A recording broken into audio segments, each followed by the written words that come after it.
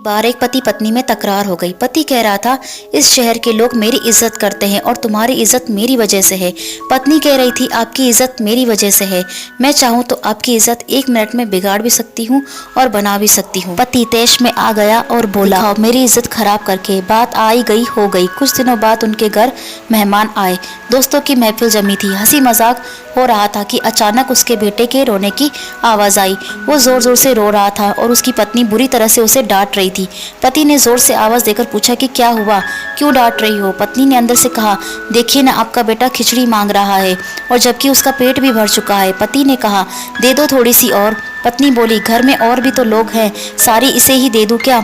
पूरी महफिल शांत हो गई। लोग कानाफूसी करने लगे कि जरा सी खिचड़ी के लिए इनके घर में झगड़ा होता है। पति की इज्जत उछल गई। सभी लोग चुपचाप उठ खड़े हुए और चल दिए। पति अपनी पत्नी के पास आया और बोला, मैं मान गया, तुमने आज मेरी इज्जत तो उतार दी।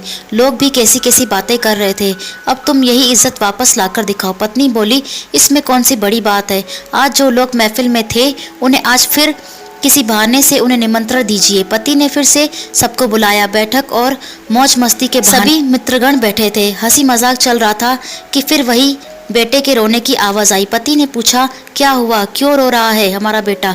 पत्नी ने कहा, फिर वही खिचड़ी खाने की जिद कर रहा है।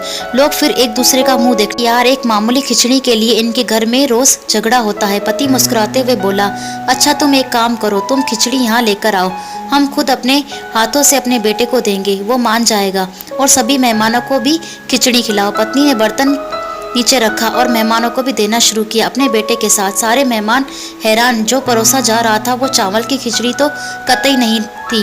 इसमें खजूर, पिस्ता, काजू, बादाम, किशमिश इत्यादि से मिला कर बना हुआ स्वादिष्ट व्यंजन था। अब लोग मन ही मन सोच रहे थे कि ये खिचड़ी है, इनके घर में इसे खिचड़ी बोलते हैं तो मावा मिठाई किसे बोलते होंगे। पति की इज्जत को 4 चांद लग गए। लोग उसकी रईसी की बातें करने लगे। पति ने पत्नी से कहा, मान गया मैं कि घर की औरत इज्जत बना भी सकती है और बिगाड़ भी सकती है, और जिस व्यक्ति को घर में इज्जत हासिल नहीं होती उसे दुनिया में कहीं इज्जत नहीं मिलती। सृष्टि में यह सिद्धांत हर जगह लागू हो जाएगा। अहंकार युक्त जीवन में सृष्टि जब चाहे हमारे अहंकार की इज्जत उतार सकती है और नम्रता युक्त जीवन में इज्जत बना सकती है। इसलिए सभी औरतों की इज्जत करें, चाहे वो माँ हो, बहन हो, बेटी हो, पत्नी हो या किसी अन्य रूप में। कहानी सुनने के लिए धन्यवाद। वीडियो अच्छी लगी हो तो प्लीज लाइक एंड सब्सक्राइब करना न भूलें।